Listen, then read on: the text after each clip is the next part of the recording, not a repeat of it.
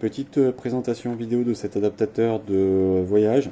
Donc tout d'abord, d'un point de vue extérieur, donc il est dans un form factor cubique et assez compact, comme vous pouvez le voir. Si je dois le comparer, donc là à un chargeur USB, donc effectivement c'est un petit peu plus volumineux, mais ça reste dans un volume assez restreint.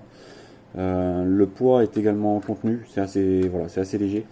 Donc déjà ça en fait voilà, un bon candidat effectivement pour son utilisation première, à savoir être emmené en valise et en voyage.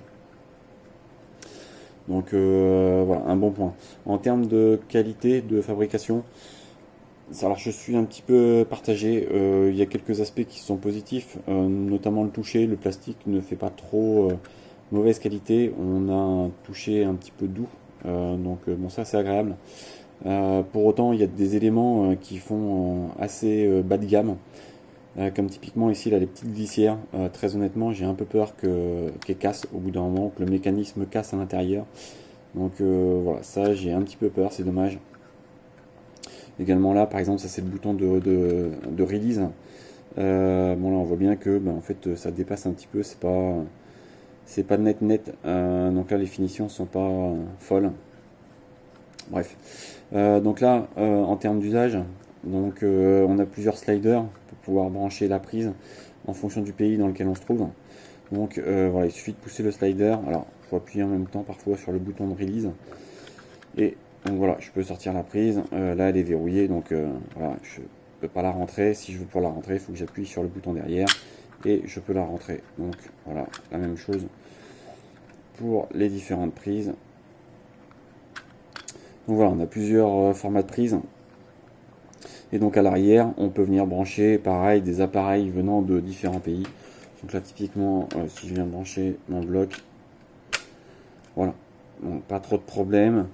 Alors attention, on a quand même un petit peu de jeu, ça tient bien, mais voilà, c'est pareil, j'ai un ressenti un peu mitigé quand même, donc à voir. Et à l'arrière, on a donc plusieurs ports USB, donc 3 ports USB A et un type C. Donc là, les différents ports USB délivrent a priori 2,4 ampères. Et on a un port USB type C qui, d'après le site, délivre 3 ampères. Là, par contre, la communication, elle est un peu hasardeuse parce que j'ai potentiellement ici une indication 3,4 ampères total. Je ne comprends absolument pas ce que ça veut dire. Donc je ne sais pas qui du site ou de l'indication faut croire, à quoi correspond le 3,4 ampères. Donc là, un petit point négatif là-dessus. Mais bon, malgré tout, c'est plutôt cool de retrouver un petit concentrateur USB sur le dessous. Donc typiquement, voilà, on va pouvoir venir brancher un appareil ici et on va pouvoir venir brancher plusieurs appareils sur les ports USB. Donc dans l'ensemble, bon, voilà, je suis assez convaincu par cet adaptateur qui va s'avérer être un compagnon idéal en voyage et je pense qu'il va pouvoir être très utile. Maintenant, à voir si la pérennité est au rendez-vous et s'il n'y a pas des éléments qui se cassent à l'usage. Après voilà, j'en aurai une utilisation très occasionnelle, donc j'espère qu'il durera malgré tout un petit peu dans le temps. Mais voilà, je suis pour le moment assez satisfait de cet appareil.